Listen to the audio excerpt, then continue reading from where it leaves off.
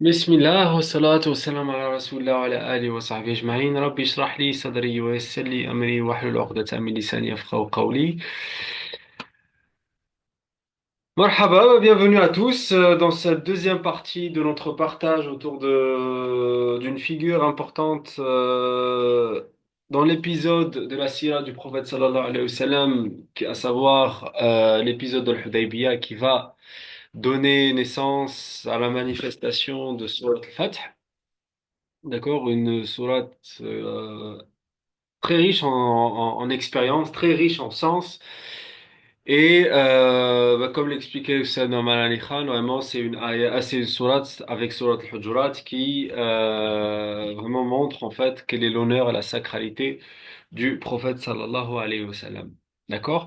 Par rapport à ça, voilà, on a expliqué hier un peu le rôle fondamental qu'a joué Salama radiallahu anha dans la délivrance vraiment de ce qui semblait être un blocage pour toute la communauté, qui semblait être vraiment un gouffre et un précipice en fait, subhanallah.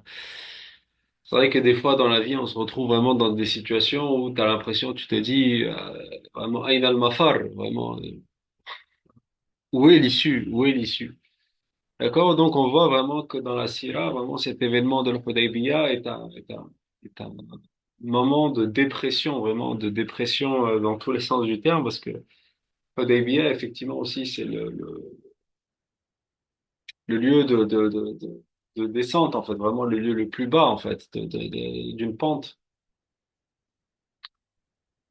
Donc, c'est la pente qui descend. Et là, vraiment, on est dans la descente de la pente, vraiment, qui amène aux abîmes de l'enfer. Ouais, voilà, on a pu développer ça vraiment dans les vidéos. Enfin, vraiment, je vous invite à les revoir, vraiment, sur le Fath, la floraison des cœurs, où on développe vraiment la symbolique autour de cette histoire-là, qui est vraiment une histoire très très riche, une histoire qui nous ouvre beaucoup de perspectives spirituelles, beaucoup de délivrance mentale, en tout cas. Enfin, moi, en tout cas, c'est vraiment été un leitmotiv, en fait, de compréhension particulièrement de cet événement de la vie du prophète sallallahu alayhi wa sallam. Ben, c'est pour ça qu'aujourd'hui, là, pour débuter ce partage, on va, Inch'Allah, méditer sur les trois premières ayats de Surat al-Fath. Par notre exercice de méditation que l'on propose à travers le schéma de conscience, reconnaissance et croissance, d'accord? Donc, أعوذ بالله من الشيطان الرجيم بسم الله الرحمن الرحيم إنا فتحنا لك فتحا مبينا ليغفر لك الله ما تقدم من ذنبك وما تأخر ويتم نعمته عليك ويهديك صراطا مستقيما وينصرك الله نصرا عزيزا يا عزيز. Donc, une traduction méditative de Cheikh Hamdi ibn Issa dit: Ô mon serviteur, sois confiant et rassuré sur le fait que j'ai ouvert pour toi de grands horizons, de grands espoirs afin de te délivrer de tout ce qui t'éloigne et de t'attire loin de moi et de rendre parfaites et ininterrompues les faveurs que je ne cesse de te donner. Regarde et prends la route vers ces grands horizons. Ils t'ouvriront et te donneront le cap du chemin qui te mènera à moi, celui qui te conduira à la victoire réelle et manifeste que nul ne pourra contester, le chemin de la floraison éternelle de ton cœur.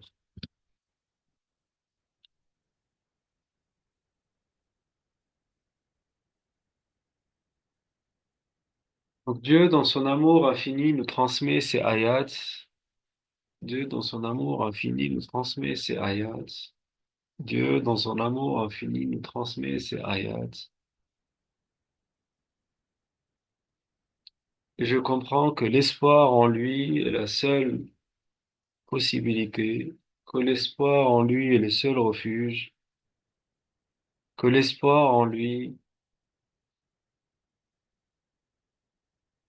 est la seule délivrance. J'accepte et je m'engage à renouveler constamment et incessamment mon engagement de revenir à lui avec l'espoir de mon alliance avec lui et l'espoir de son amour éternel. Et je demande à Dieu de me guider pour rester debout, pour rester dans la posture, pour rester dans l'alignement. Amin, amin, amin.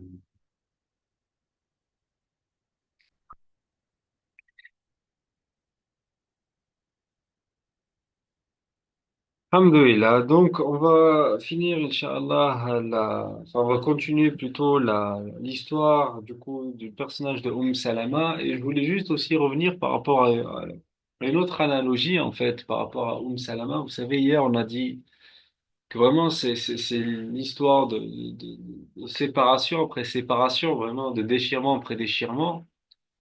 Et qu'elle va passer toute une année, en fait, à pleurer, à aller vraiment à l'endroit même où elle s'est séparée de son mari et de son enfant.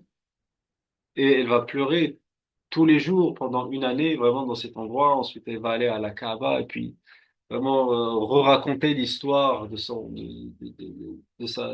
déchirement, l'histoire de sa déchirure. Et il y a vraiment, en fait, moi, ça m'a fait méditer. En tout cas, ça m'a rappelé vous savez, les 7 premiers vers de la poésie de Rumi dans le Matnawi. Vous savez, le Matnawi, l'œuvre de Rumi, l'œuvre poétique de Rumi. Les 7 premiers vers, en fait, ils racontent l'histoire du roseau. L'histoire du roseau, en fait, comment est-ce que le roseau devient le ney? Vous savez, le ney, c'est la flûte turque.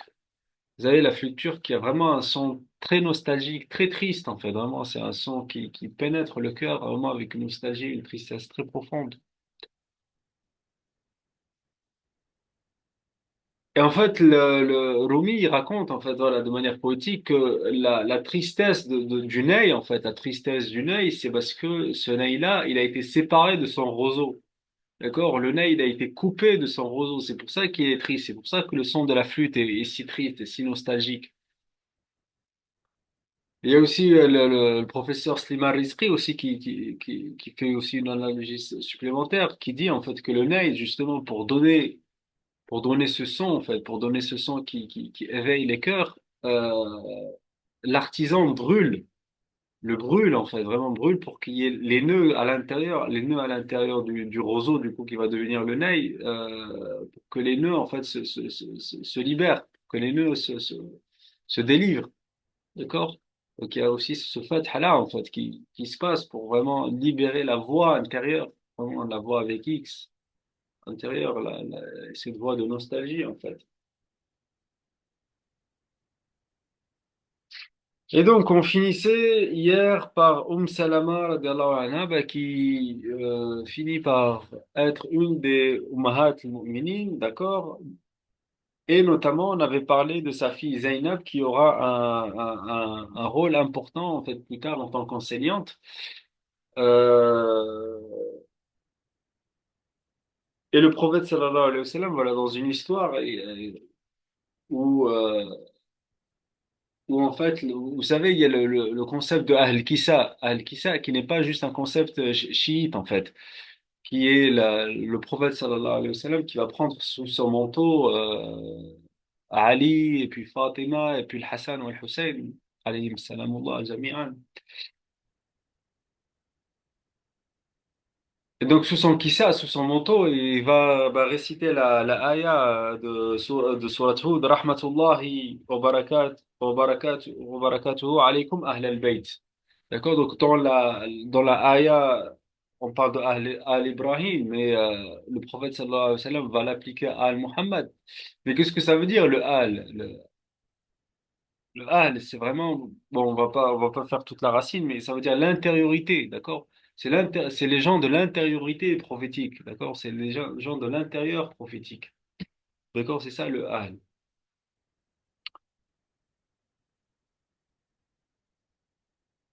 Et donc, lorsqu'il va prendre les Ahl Kissa sous son manteau, bah, Salama, en fait, elle va voir ça, et puis elle va commencer à pleurer. Et le prophète sallallahu alayhi wa sallam, il va lui dire, bah, pourquoi est-ce que tu pleures? Elle va lui dire, tu nous as laissés avec Zainab. D'accord?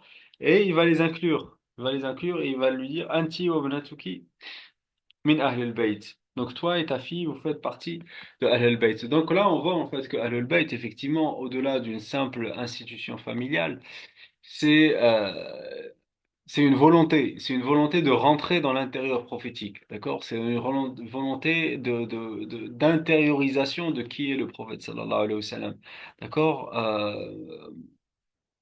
Est-ce que pour nous, le prophète alayhi salatu wa sallam, et là c'est vraiment lié avec Surat al-Fath, vraiment, on est en plein dedans.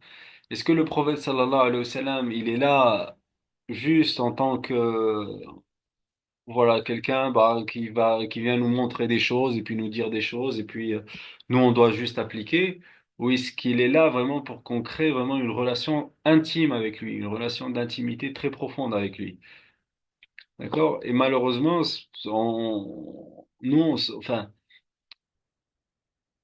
quand on dit suivre la sunna du prophète sallallahu alayhi wa sallam, on est vraiment bloqué, on se bloque en fait vraiment à refaire l'apparent, d'accord? Mais chose qui est importante en fait, parce que l'apparent, le monde manifeste est un support, d'accord? C'est pas la question, on remet pas ça en cause.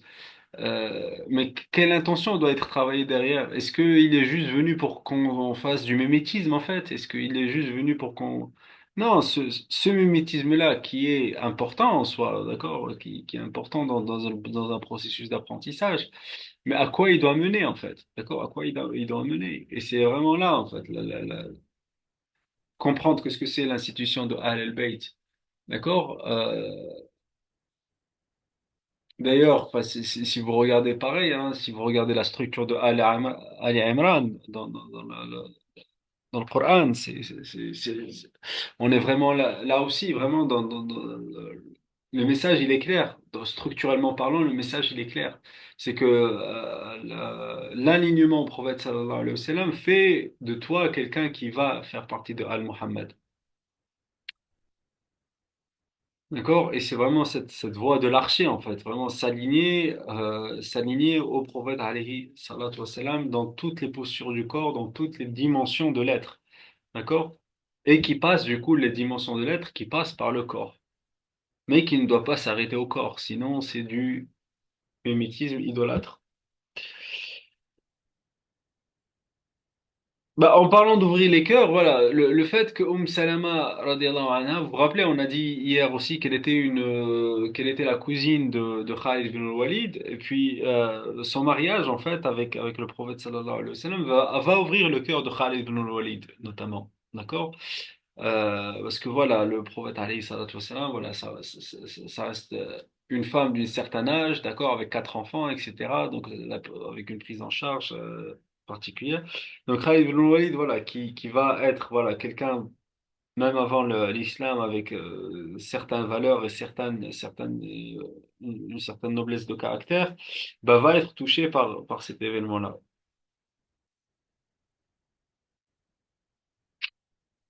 Euh, D'accord. Et du coup, bah, Zainab, en fait, vraiment Zainab, du coup, la fille de Salama, va vraiment être aussi bah, quelqu'un qui va amener enfin, qui va rapporter beaucoup de narrations du prophète sallallahu alayhi wa sallam. D'accord. Elle va apporter aussi des éclairages uniques sur la sira, parce que, comme on a dit, le prophète alayhi salatu wa sallam avait dit à Salama, Ayaluk ayali, d'accord, tes enfants seront mes enfants.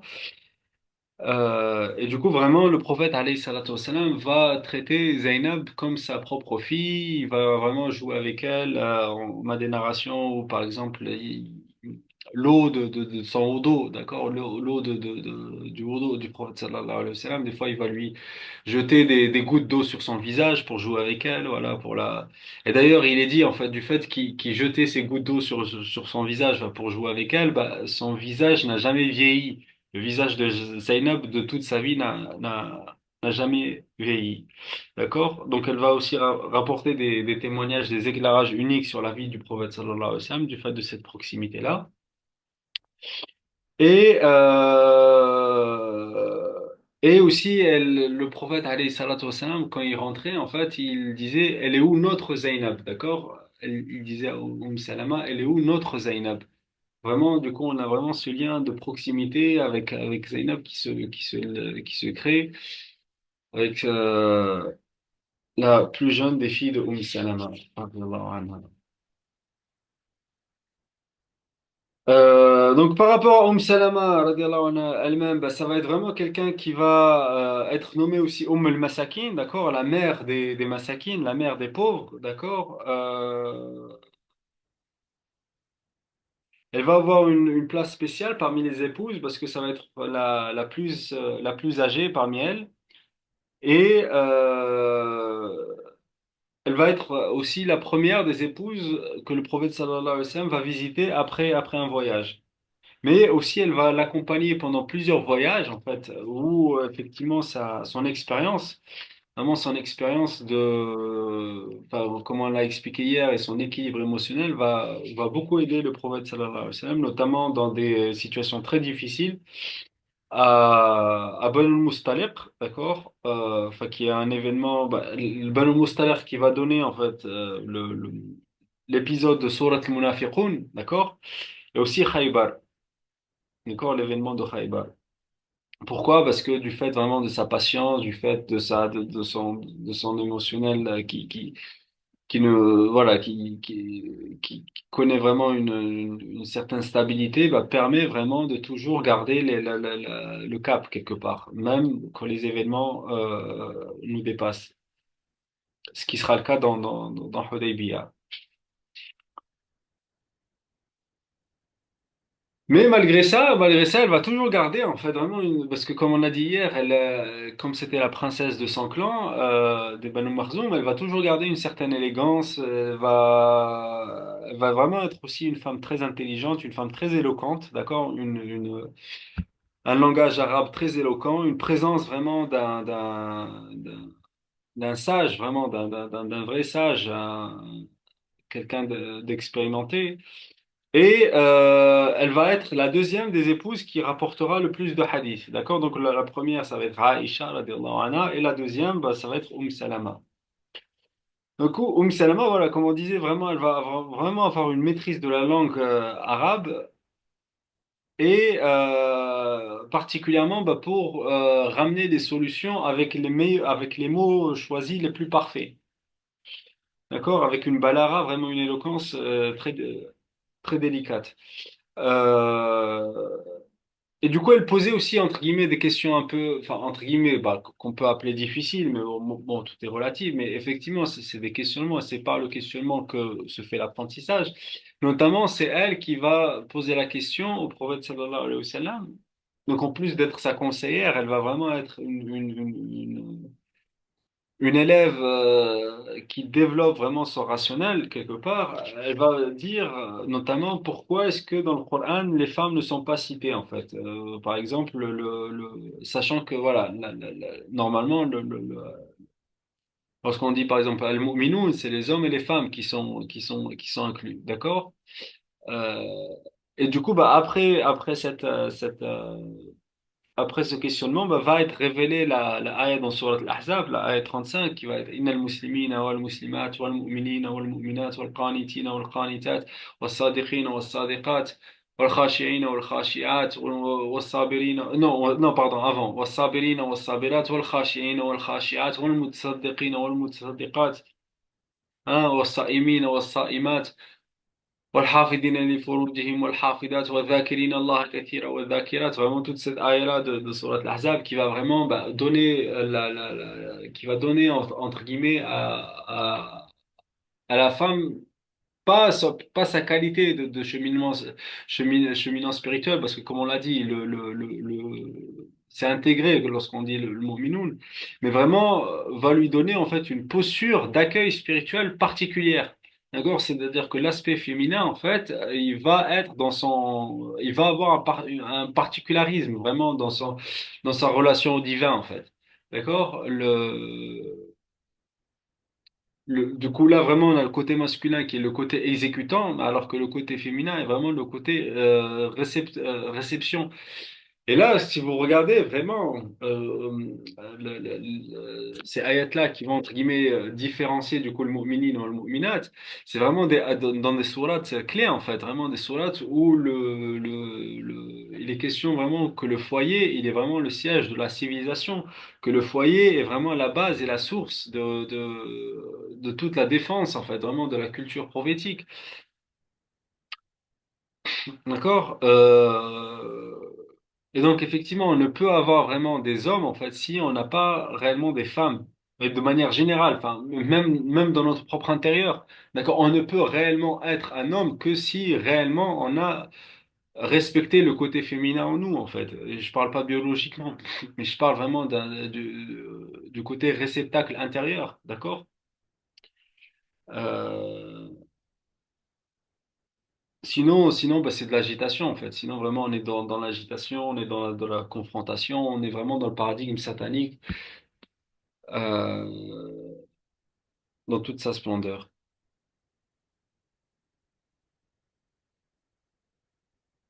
Et donc, réellement, en fait, si vraiment on comprend en fait ce que dit le Coran, vraiment, subhanallah, même entre guillemets, même le discours féministe, en fait, vraiment, on voit combien c'est bidon, en fait, vraiment. Le monde masculin tel qu'il a été développé par l'Occident, on voit où est-ce que ça a mené. Le monde entier à sa perte, vraiment cet excès de masculinité. Et puis le discours féministe qui est un discours de riposte, en fait, vraiment par rapport au Coran, vraiment, enfin, on en est loin, vraiment très loin. Si réellement on comprend vraiment quelle posture le Coran accorde au féminin, c'est incroyable.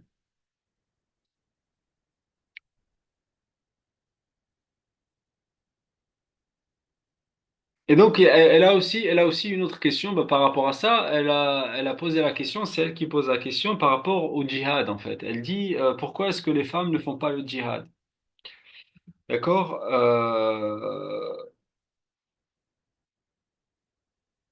Pourquoi est-ce que les femmes ne font pas le djihad? Et puis, bah, le prophète sallallahu alayhi wa sallam va expliquer en quoi le hajj, en fait, va être le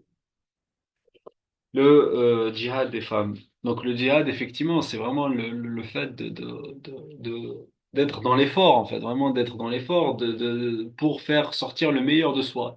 D'accord? Être dans l'effort de faire sortir le meilleur de soi. Et en soi, vraiment, quand on voit d'ailleurs la première ayah qui va appeler au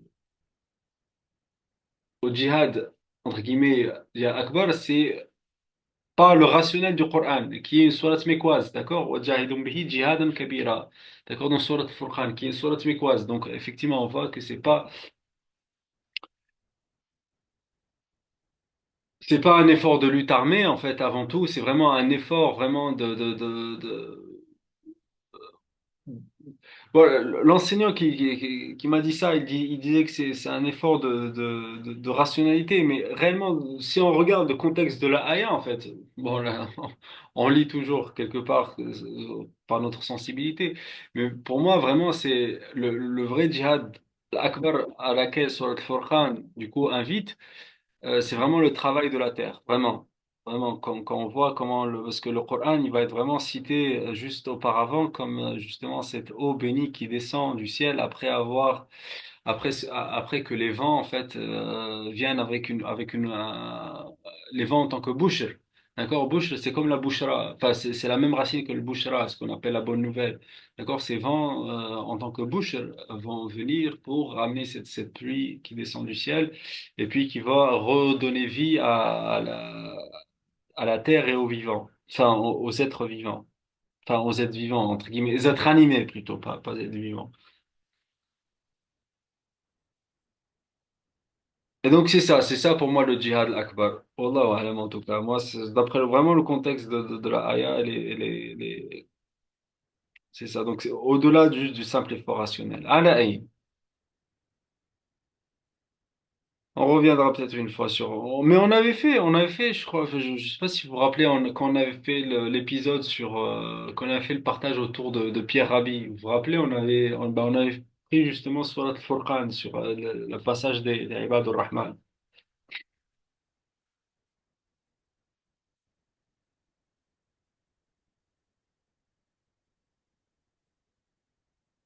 Voilà, donc après le prophète sallallahu alayhi wa sallam, comme on disait, vraiment, elle va enseigner, elle va devenir une enseignante en fait de multiples grands savants parmi parmi les tabi'in.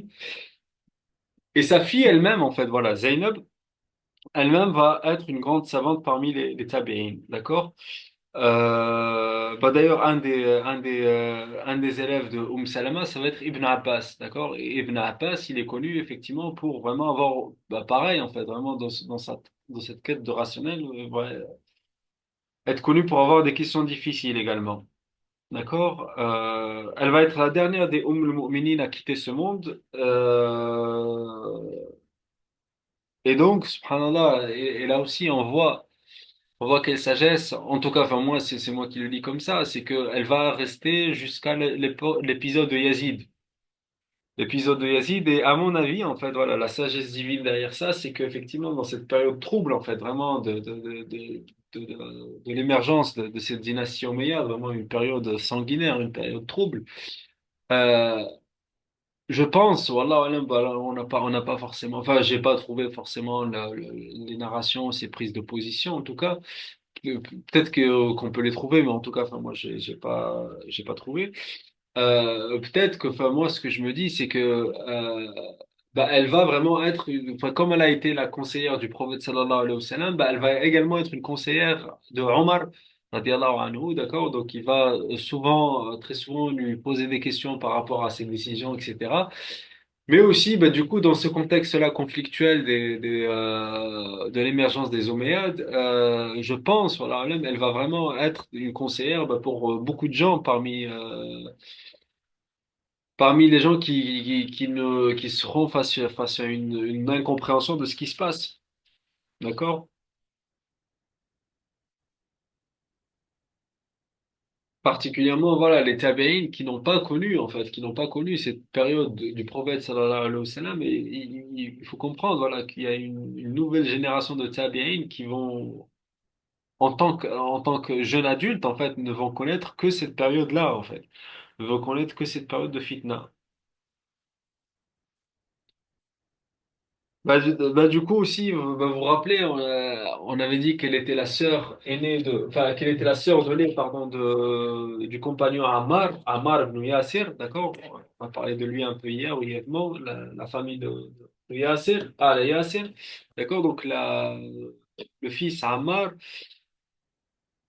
lorsqu'il va être tué par l'armée de Muawiyah, lorsque Muawiyah va se rebeller contre Ali, Ammar va être tué, d'accord? Et d'ailleurs, ça va être l'assassinat de Ammar qui va mettre fin, parce que le prophète sallallahu alayhi wa sallam, justement, avait dit que ça va être l'armée la plus injuste, l'armée injuste qui va tuer Ammar. D'accord? Et là, les gens, lorsqu'ils vont voir en fait que c'est l'armée de Muawiyah qui a tué Ammar, là, même les gens qui étaient dans le clan de Muawiyah et qui avaient un doute par rapport à ce qui se passait, là, ça va être clair pour eux. Du coup, il va vraiment y avoir. Mais subhanallah, ouais, c'est pour ça, moi, je me pose énormément de questions par rapport à moi. Parce que même lorsque Abdullah ibn Amr ibn al-As va rapporter ce hadith-là à Muawiyah, qu'est-ce que moi. Et ça, vraiment, dans les sources de Al-Sunnah, c'est pour ça, c'est pour moi, je comprends pas. Bon, bref. Même Muawiyah, qu'est-ce qu'il va dire quand il va entendre ce hadith? Subhanallah, vraiment, c'est incroyable, l'être humain, comment il peut. Qu'Allah nous protège vraiment. Il va dire, mais non, mais c'est pas nous qu'on l'a tué. C'est eux qui l'ont sorti devant nos flèches pour que lui soit tué. La ilaha illallah Muhammad Rasulullah sallallahu alayhi wa sallam. Allez, Aïn. Allez, bon, on va pas. Non, mais c'est juste pour vous expliquer effectivement que vraiment dans cette théologie de libération, il faut se libérer vraiment des lectures vraiment qui justifient tout et n'importe quoi, vraiment. Parce que ça a un impact jusqu'à aujourd'hui, en fait. C'est pas, moi, je veux pas relire l'histoire pour relire l'histoire, ça sert à rien. C'est quelque chose qui s'est déjà passé, c'est déjà passé. Mais c'est juste, en fait, vraiment, ça montre, en fait, comment on peut trouver la possibilité, la capacité de justifier l'injustifiable, en fait. Et justifier l'injustice et justifier les trahisons et justifier tout ce qu'on peut justifier par vraiment l'aspect religieux, par le discours religieux. Donc vraiment, on peut dire oui, les chrétiens, ils ont justifié des choses, ils ont justifié les croisades, ils ont justifié des choses, mais voilà, il faut voir aussi ce qui se passe, ce qui s'est passé et ce qui encore aujourd'hui vraiment une position entre guillemets qui s'appelle une position majoritaire. Parce que moi, je comprends pas. Bon, bref. Bon, on va pas s'attarder sur la question, mais on va. Donc, elle va avoir vraiment énormément de tristesse, bah, du coup, pour son frère de lait Ammar, mais aussi pour tout Ahl-Bayt, vraiment, qui vont être assassinés par Yazid. Vraiment, elle va avoir énormément de tristesse pour eux. Euh, Et lorsque, en fait, subhanallah, lorsque Yazid va attaquer même Médine, la cité bénie du prophète sallallahu alayhi wa sallam, bah, la- deux de ses enfants vont mourir lors de l'attaque de Yazid, de Médine.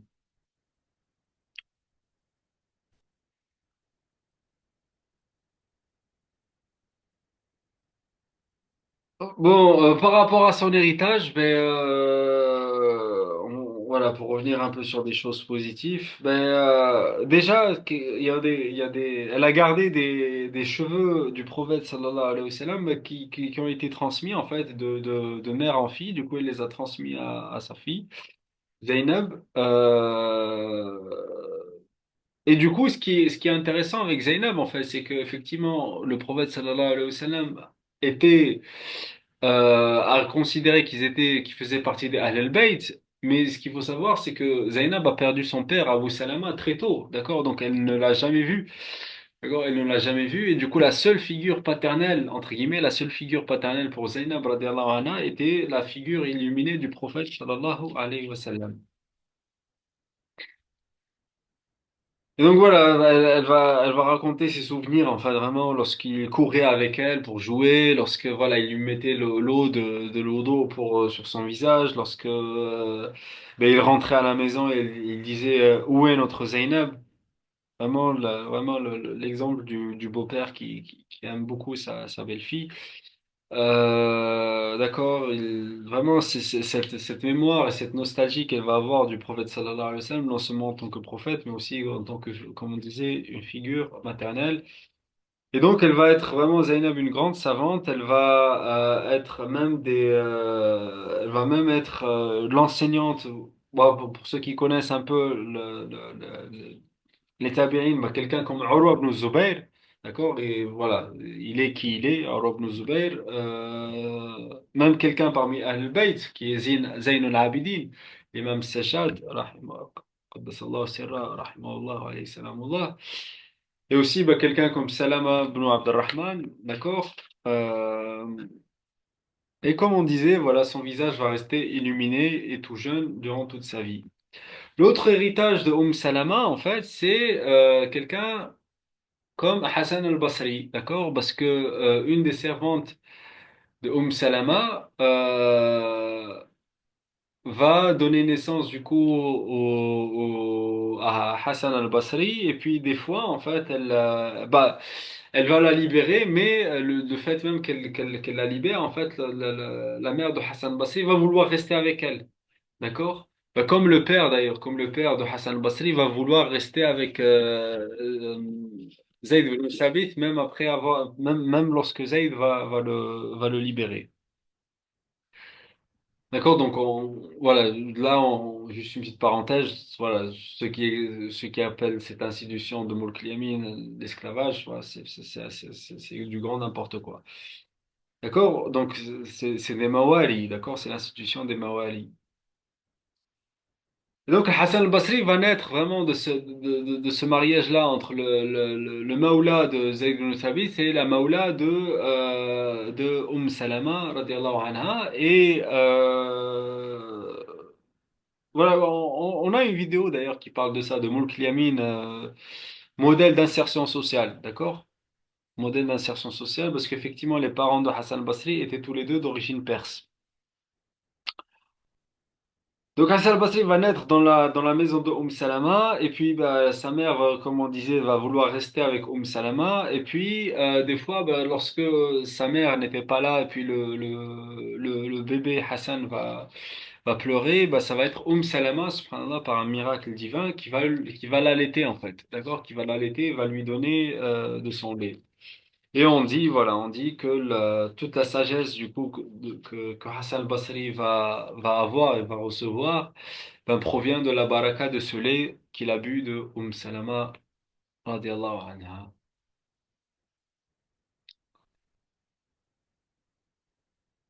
Wa alhamdulillah rabbil alamin. Bon, en tout cas, voilà, ben, on va s'arrêter là pour ce soir, voilà, parce que ben, mon épouse m'a demandé de pas trop tarder. Du coup, ouais. De toute façon, on a parcouru, enfin, on a parcouru quasiment tout ce que je voulais parcourir. Je voulais rester un peu plus sur l'épisode de l'Hudaybiyah, mais voilà, je pense que ce que je vais dire, je pense que dans l'essence, je l'ai dit dans les vidéos de la floraison des cœurs. Donc voilà, peut-être c'est pas nécessaire de le répéter en tout cas. Non, mais je vous invite, voilà, d'aller revoir ces vidéos-là, Inch'Allah. Et peut-être, Inch'Allah, voilà. Bah, le projet de sortir cet épisode-là en livre n'est toujours pas mort. C'est quelque chose que l'on garde en tout cas en vue et que l'on espère faire aboutir un jour ou l'autre. Inch'Allah. Parce que les choses pourront se faire. Wa alhamdulillahi rabbil alamin.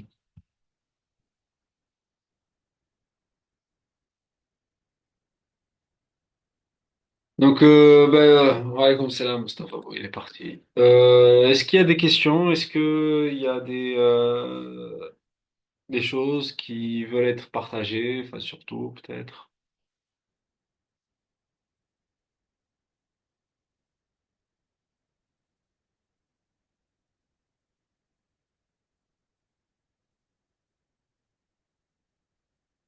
Voilà, bah, en résumé, bah, juste pour résumer, voilà, la figure de Salama, effectivement, c'est cette figure-là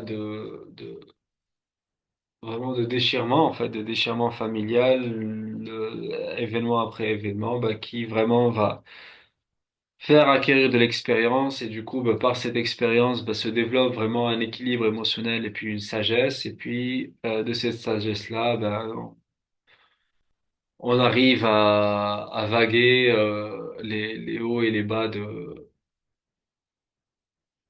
bahr, vraiment du bahr qui se manifeste devant nous. Walhamdulillahi Rabbil Alamin. Je vous remercie en tout cas pour votre attention. S'il y a pas de